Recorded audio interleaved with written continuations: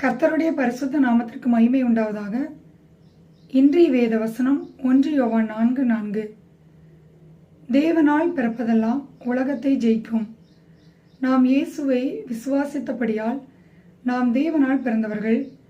யோவான் 1:13 வாசிக்கிறோம், நாம் மாம்ச சித்தத்தினாலாவது புருஷனுடைய சித்தத்தினாலாவது இரத்தத்தினாலாவது பிறவாமல் தேவனாலே பிறந்தவர்கள். நாம் தேவனாலே பிறந்திருக்கிறோம். உலகத்தை ஜெயிப்போம். உலகத்தில் இருப்பவனிலும் நமக்குள் இருக்கிறவர் பெரியவர்.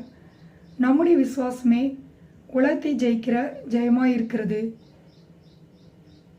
யோவான் 14:30 வாசிக்கிறோம், உலகத்தின் அதிபதி வருகிறான், அவனுக்கு என்னிடத்தில் ஒன்றுமில்லை என்று இயேசு சொல்கிறதை பார்க்கிறோம். கண்களின் இச்சை, மாம்சத்தின் இச்சை, ஜீவனத்தின் பெருமை, இவைகளெல்லாம் உலகத்தினால் உண்டானவைகள். இயேசு கிறிஸ்து இவைகளை ஜெயித்தார். யோவான் 16:33 வாசிக்கிறோம், நான் உலகத்தை ஜெயித்தேன் என்று இயேசு சொல்கிறார். இயேசு கிறிஸ்து உலகத்தை ஜெயித்திருக்கிறார்.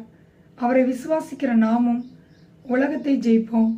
நம்முடைய வாழ்க்கையில் எப்படிப்பட்ட போராட்டங்கள் உபத்திரங்கள் வந்தாலும் நமக்குள்ளே அவர் விசுவாசத்தை கொடுத்திருக்கிறார்.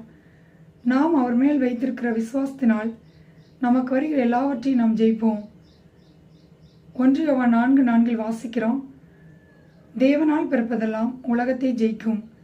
கர்த்தர் தாமே இந்த வார்த்தைகளை கொண்டு உங்களை ஆசீர்வதிப்பாராக. God bless you.